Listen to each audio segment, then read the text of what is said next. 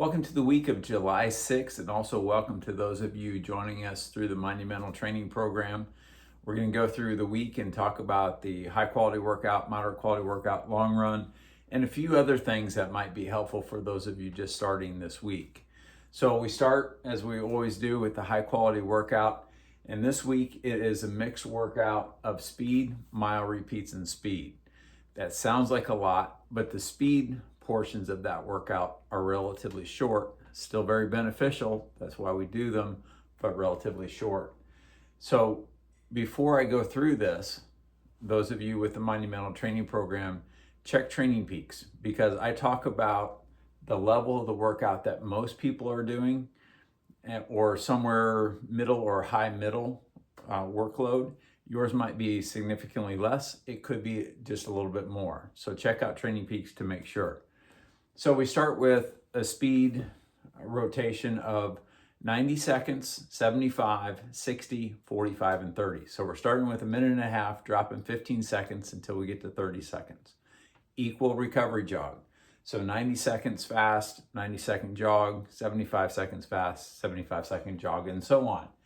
That's 5 minutes of fast running. It's 5 minutes of recovery. So when you're determining what warm up, what cool down you need to hit your total mileage, you can count on that being 10 minutes. For some of you, close enough to a mile. Others of you, it might be a little bit more or a little bit less. But that's how to factor that in with what you're doing. So we do that first. The big question that comes when I use a word like fast, well, how fast? How hard? And you can choose what you want to do.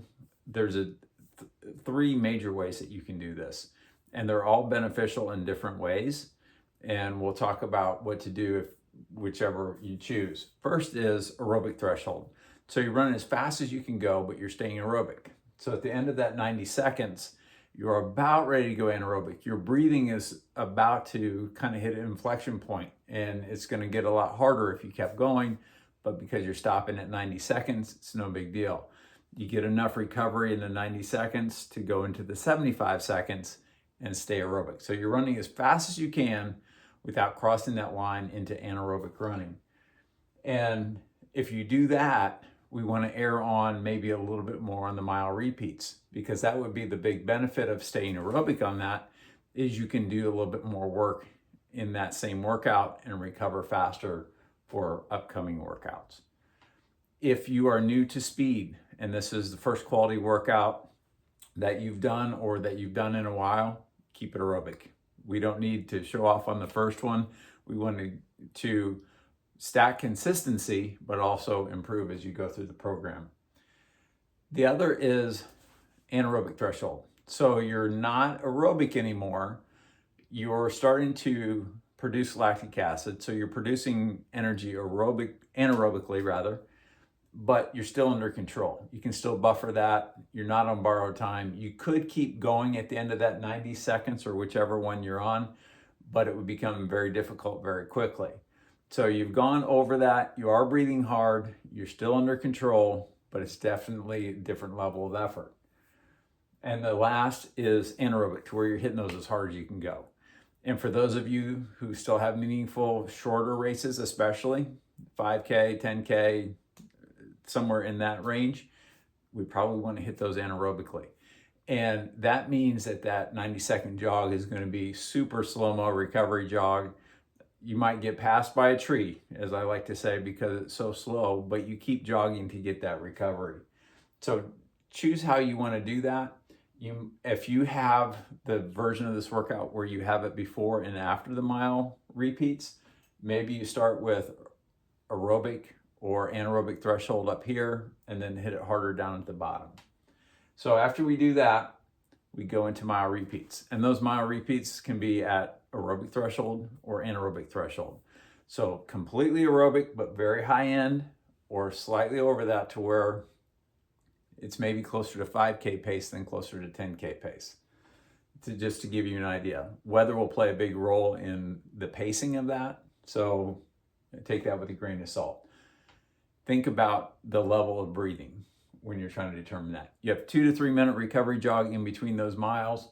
And after the last mile, take 2 to 3 minutes as well before you go into the second set of speed. And we've already talked about that. You don't have to approach both of those the same way. If your total mileage is a little bit lower, you only have the speed rotation before the mile repeats. So to reinforce what I've said just a few seconds ago, if you're new to quality, err on the side of less. Get through it, run the structure, finish the workout, and think, maybe I could have done a little bit more. That's okay, because you're going to get a chance next week to hit another high quality workout and maybe hit it a little bit harder. This week, moderate quality workout is a progression run. For those of you who are new, we use this a lot because it's a good balancing workout to whatever is up here. You can come into this workout 2 days later and maybe you don't feel as refreshed as you did going into this one, but you're still okay enough to do some kind of quality, moderate quality in this case, so you can do it. Warm up and then start at an honest effort. It shouldn't be the same as the easy run pace. It shouldn't be the same as your warm up pace. Start a little bit higher intensity than that, but also leave room that you can increase throughout the run. Most people have 3 to 5 miles. So if you have the 3 mile version, you want to start at a level where I think I can increase 2 more times after this mile. And by increasing, we're generally thinking 5 to 10 seconds per mile or 5 to 10 beats per minute. If you're a skilled heart rate monitor user, that gives you enough. Part of the reason that we do this, there's great physiological reasons to do it. It's very beneficial from a physiological standpoint. But we also do it because a critical skill is effort management. And this helps you learn how to manage effort. There are lots of people out there who work out better than they race. And that's because they can't learn to manage or haven't learned to manage effort on race day. If you get good at that, you'll make sure that you cash in all of your training. And that is one of our primary goals. If you're going to do the work, we want to benefit completely from it. So learning these things, learning how to manage effort, especially when it's warm out or there's other conditions, maybe your legs are tired, can you figure out, what do I have today? How can I manage effort? And how can I get the most out of this workout? If you can do that, you can also do it on race day.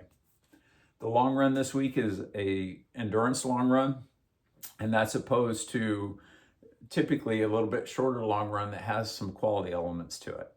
This is just simple, let's go out and run the mileage. And we are 18 weeks out. For those of you not counting, I'll point that out. There's nothing magical about 18 weeks, but it is a nice number that I've used for over 30 years now, I guess, for marathon training programs, because it's basically 4 months of training and a 2-week taper. So it's long enough to see significant fitness gains, and you can start this at one level of a runner and end it at a completely other. So we have 18 weeks to go. Those of you who have looked ahead, especially private coaching clients, if you've looked and seen, I have 2 endurance long runs in a row, which typically we alternate each week. You have 2 in a row. The reason for that is I'm trying to get people on the same sequence so we end up with a 2-week taper going into Monumental. It's easier to do that now than do it later when the long runs are longer. So that's why you have 2 in a row. Of course, that's going to vary for people based primarily on racing schedule, but other things that come up in life.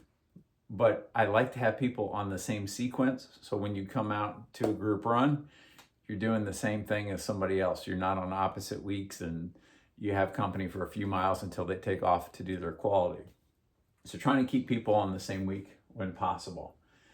How fast should this be? It should be a sustainable pace, something that you can get through the run without a big crash or a big slowdown, and obviously get to the distance goal. If you start a little bit slower and go a little bit faster at the end, that's fine. If you start what you think is a sustainable pace and you slow down a little bit towards the end because frankly you get tired, which is kind of the point of an endurance long run, that's fine too. We just don't want to see you going from, let's say, 8-minute pace to 9-minute pace. If you're dropping 30, 60 seconds, okay, we probably need to slow down a little bit more early on.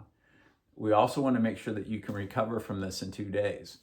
So typically, if your long run is on Saturday, we're coming back for the high quality workout next week on Tuesday. So you have Sunday and Monday to recover. If it takes you longer than that to recover, we then need to slow down or back off the distance at this point. So keep those two things in mind, sustainable pace and your recovery time. Also work on long run lab. This is a great time to do it, especially in the heat. This week appears that it's going to be a little bit cooler than last week, which didn't take too much.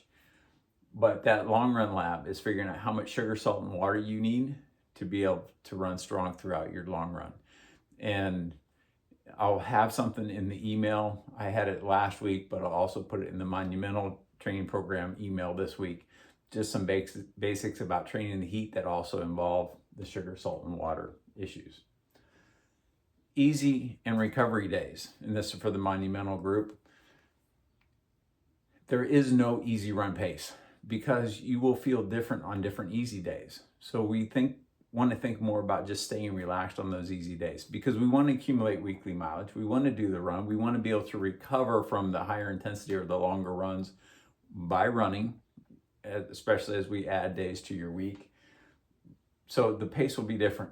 If you do this on Tuesday, Wednesday is going to be slower than the day before this because you're recovering from it. You come down, you do the moderate quality. If you're running on Friday as opposed to a day off or a cross training day, you probably will feel better on that day than you did on Wednesday in between those two. So it will vary. And then of course, as I mentioned before, for another reason, weather will play a role on that pace as well. So think more about just staying relaxed, getting recovered, accumulating mileage. Again, for the Monumental training program, when in doubt, do a little bit less, back off. We want to stack healthy, consistent weeks. If we do that, you're going to get better. It's not very glamorous. It doesn't sell too many books or get too many clicks, but training consistently, even if it's a little bit lower than what you can do, you're going to benefit greatly. And I'm fond of saying I love B+ workouts because they lead to A+ races. So when doubt in training, back off a little bit, figure it out. A few weeks down the road, you'll have a better sense for how hard can you push on what days and still be recovered when you need to and be running well when you need to. Also, make sure that you check out the email that I sent initially. There's a lot of resources in that. As I said in the email, there's no quiz. You don't have to know all of it now. But if you have a question about things, especially the welcome video, I did that a few years ago for the Monumental training program. And it explains a lot of what I talk about. So some of the terminology that I've used through here that you'd kind of like a little bit more explanation of, it's in there. So take a look at that. If you have questions, email. I'll probably address them in the video next week because if you had that question, there's probably a few more people that do as well. So there's your week. Let's make it a great one.